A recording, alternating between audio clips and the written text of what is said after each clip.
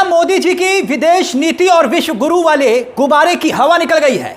यकीन नहीं होता तो इस खबर को ध्यान से देखिएगा और सुनिएगा। मोदी जी देख लीजिए, आपके दोस्त ट्रंप ने तो सारी हदें पार कर दी। इस बार तो ट्रंप ने वो काम कर दिया जो कोई दुश्मन भी नहीं करे। जी हां, दुश्मन ना करे ऐसा काम जो दोस्त ने कर दिया, मोदी जी के दोस्त ने। दोस्तों, आपने तो सुना ही होगा कि दुश्मन का दुश्मन दोस्त होता है, मगर ना जाने ट्रंप मोदी जी के कैसे दोस्त निकले कि हिंदुस्तान के सबसे बड़े दुश्मन को ही घर पर दावत के लिए बुला लिया। दोस्तों, अमेरिका के राष्ट्रपति ट्रंप ने पाकिस्तान के सेनाध्यक्ष असीम मुनीर, जी हां, असीम मुनीर, वही मुनीर जो भारत के खिलाफ जहर उगलता है, साजिश रचता है, उसी मुनीर के साथ व्हाइट हाउस में लंच पर दावत लूटी जाती है। और हैरानी की बात यह है कि यह निजी लंच कैबिनेट रूम में बिना प्रेस के होता है, पाकिस्तान के राष्ट्राध्यक्ष से नहीं, भारत के दुश्मन से। भारत के दुश्मन से मिलते हैं ट्रंप, उस नफरती सेना प्रमुख से मिलते हैं जिसने हमारे खिलाफ जहर उगला और जिसके बाद पहलगाम का आतंकी हमला हुआ। पहलगाम में आतंकी हमला हुआ। हमारी विदेश नीति का इससे बड़ा मखौल और क्या होगा दोस्तों? क्या यह सामान्य बात है कि जिस दोस्त के लिए मोदी जी ने हिंदुस्तान की जनता के टैक्स के पैसे से ट्रंप को खुश करने के लिए अब की बार ट्रंप सरकार का नारा तक लगाया और शानदार कार्यक्रम तक करवा दिया, वही दोस्त मुश्किल वक्त में ऐसा दगा दे देगा कि दोस्ती के सारे धागे खुल जाएंगे? तो क्या दोस्तों, ट्रंप ने दोस्त बनकर हिंदुस्तान की पीठ में खंजर भोंकने का काम किया है? तभी तो पाकिस्तानी फील्ड मार्शल असीम मुनीर को व्हाइट हाउस से अमेरिका के राष्ट्रपति डोनाल्ड ट्रंप के साथ दावत का न्योता आ जाता है। दोस्तों, दावत का न्योता तो उसी को मिलता है ना जो हर दिल अजीज होता है, आपका खास होता है। तो क्या मुनीर ट्रंप दावत लूटना कोई संदेश दे रहा है? अगर हां, तो फिर संदेश क्या है? उस मुलाकात और लंच का संदेश हम आगे आपको बताएंगे, मगर उससे पहले कुछ तस्वीरों पर गौर कर लीजिए, कुछ वाक्यों को याद कीजिए, जिससे बात शीशे की तरह साफ हो जाती है कि विश्वगुरु वाली छवि बनाने के लिए जो कोशिशें की गई, अब उसका गुब्बारा फूट चुका है। अब वो गुब्बारा फूट रहा है, ये हम नहीं कह रहे, बल्कि तस्वीरें गवाही दे रही हैं। सबसे पहले इस तस्वीर को देखिए, याद कीजिए, ये तस्वीर है 2022 की।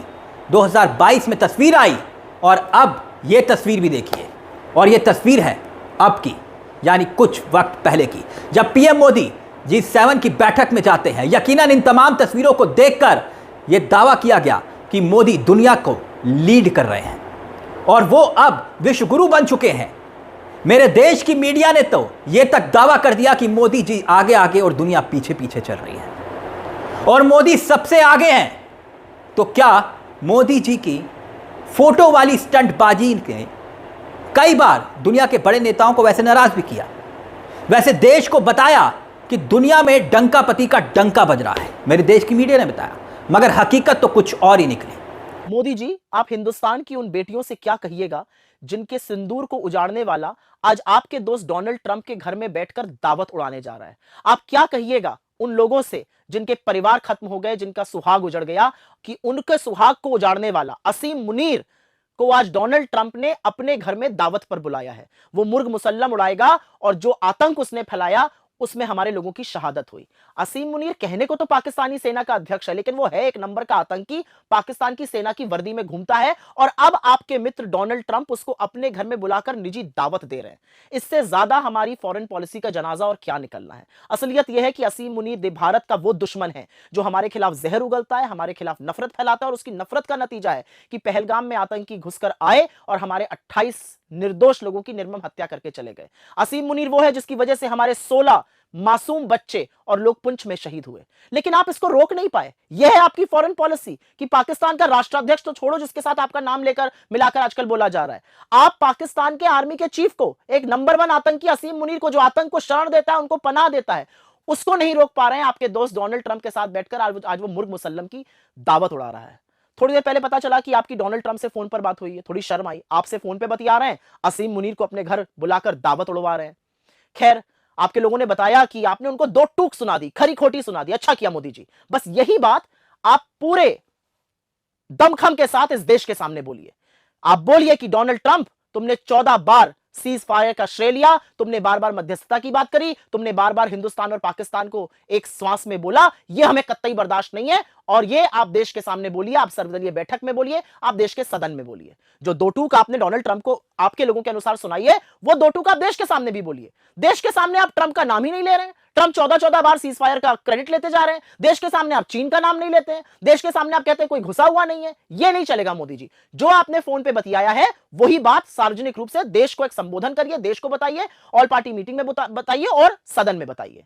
और मोदी जी, मुझे एक बात में तो आपसे संवेदना है और इस बात का दुख है कि आप G7 गए, इतनी देर से इनवाइट आया, वो दया के स्वरूप एक इनवाइट भी आया, आप लपके हुए खैर पहुंच गए। डोनाल्ड ट्रंप वहां नहीं मिले, वो पहले ही जा चुके थे, उनको तो असीम मुनीर की दावत करनी थी आज, वो आपसे मिलने के लिए नहीं रुके। लेकिन आप G7 गए और सोचिए, जिस व्यक्ति को फोटो खिंचाने का इतना शौक है, जिसको अलग अलग एंगल से फोटो खिंचाकर मजा आता है, उसको G7 वालों ने सबसे पीछे खड़ा कर दिया। आप लाइन में सबसे पीछे खड़े थे और ये सब लोग आगे खड़े होकर हंसी ठिठोली करके फोटो खिंचा रहे थे। मुझे ये देखकर दुख हुआ, क्योंकि आपके जो भक्त थे वो तो लिखते थे लीडिंग फ्रॉम द फ्रंट, अब बेचारे कैसे लिखे ट्रेलिंग एट द बैक। जो भी है मोदी जी, मुझे ऐसा लगता है कि आपकी फॉरेन पॉलिसी पूरी तरह से ध्वस्त हो चुकी है, उसका जनाजा निकल चुका है और आपकी विदेश नीति ने इस देश का अपमान करने के अलावा बाकी कुछ नहीं किया है। इसीलिए अपनी फॉरेन पॉलिसी को सुधारिए और डोनाल्ड ट्रंप को जो आपने बातें फोन पर बोली हैं वो सार्वजनिक रूप से इस देश के सामने भी बोलिए। याद कीजिए, जब भारत और पाकिस्तान के बीच तनाव बढ़ा तो विश्वगुरु मोदी जी के साथ कोई बड़ा देश खड़ा होता हुआ दिखाई नहीं दिया। हकीकत यह कि इस बीच अमेरिका यानी कि ट्रंप लगातार बार बार भारत के खिलाफ बयानबाजी कर रहे थे। यही ट्रंप, तो क्या कनाडा से आई इन तस्वीरों ने मोदी जी के झूठ के दावों के धागों को खोलकर रख दिया है? क्योंकि तस्वीरें हजारों शब्दों के बराबर होती हैं। अब सवाल यह कि ट्रंप और मुनीर की मुलाकात यानी भारत के दुश्मन नंबर 1 के साथ ट्रंप की दावत का संदेश क्या है? संदेश है, अब वो भी जान लीजिए क्या। असीम मुनीर ने जनरल रहते हुए आग उगली, एक भड़काऊ बात कही जिसका संबंध सीधे पहलगाम में हुए आतंकी हमले से जोड़कर देखा गया। अब उसी असीम मुनीर को व्हाइट हाउस में भोजन के लिए न्योता देना, दावत के लिए न्योता देना, क्या हमारी कूटनीति और प्रधानमंत्री मोदी के लिए एक बहुत बड़ा झटका नहीं है क्या? कुछ दिन पहले यूएस सेंट्रल कमांड के चीफ माइकल कुरेना ने पाकिस्तान के लिए अभूतपूर्व शब्द का इस्तेमाल किया, जबकि हम कहते हैं पाकिस्तान ही आतंक की असली जड़ है, आतंक के लिए जिम्मेदार है। इतना ही नहीं, खुद राष्ट्रपति डोनाल्ड ट्रंप, अमेरिका के ट्रंप 14 बार यह दावा करते हैं, एक के बाद एक दावा करते हैं कि उनकी मध्यस्थता यानी कि उनकी चौधराहट की वजह से भारत पाकिस्तान का युद्ध रुका और मैंने दोनों देशों को ट्रेड की धमकी देकर युद्ध रुकवाया। कौन कहता है? ट्रंप कहते हैं। इस दावे पर प्रधानमंत्री 37 दिनों तक कुछ नहीं बोलते, 37 दिनों तक। अब विदेश सचिव कहते हैं, विदेश सचिव आते हैं, कहते हैं कि पीएम मोदी और डोनाल्ड ट्रंप के बीच 35 मिनट तक फोन पर बातचीत हो। साफ है, विदेश सचिव ने प्रधानमंत्री के जिस बयान की चर्चा की है वही बात खुद प्रधानमंत्री मोदी सर्वदलीय बैठक में क्यों नहीं कहते हैं? क्या यह सवाल खड़ा नहीं होता दोस्तों? वैसे तो विपक्ष भी चाहता है कि प्रधानमंत्री मोदी यही बात संसद के विशेष सत्र में बोल दे, जो विदेश सचिव बोल रहे हैं, सबके सामने बोल रहे हैं। तो क्या मोदी इस बार ट्रंप का ट्रा बोलेंगे? चलिए, अच्छी बात है कि कम से कम इतना सब कुछ होने के बाद प्रधानमंत्री मोदी और ट्रंप दोनों के बीच बातचीत की खबर आई, तो कम से कम अब भारत को जवाब देने के लिए पीएम मोदी भी सामने आएंगे। भारत लौटने के बाद पीएम मोदी को एक सर्वदलीय बैठक बुलाकर इस बातचीत से विपक्ष के नेताओं को क्या जानकारी नहीं देनी चाहिए?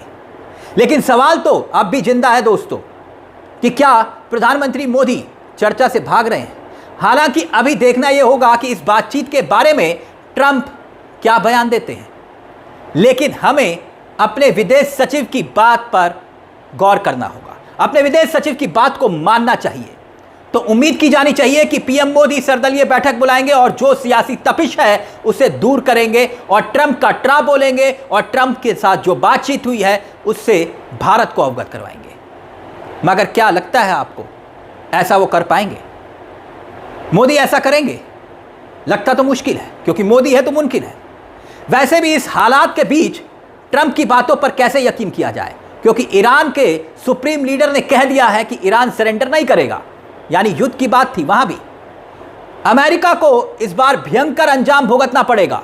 17 जून की शाम ट्रंप ने 2 शब्दों में ईरान को कहा था कि सरेंडर कीजिए। ईरान के सुप्रीम लीडर ने उनकी धमकी का जवाब दे दिया कि ईरान अमेरिका से डरता नहीं है। पिछले हफ्ते तक जो देश बातचीत कर रहे थे, अब एक दूसरे को ललकार रहे हैं। मैं ये वाकया इसलिए आपको याद दिला रहा हूं क्योंकि सवाल यहां पर भी है।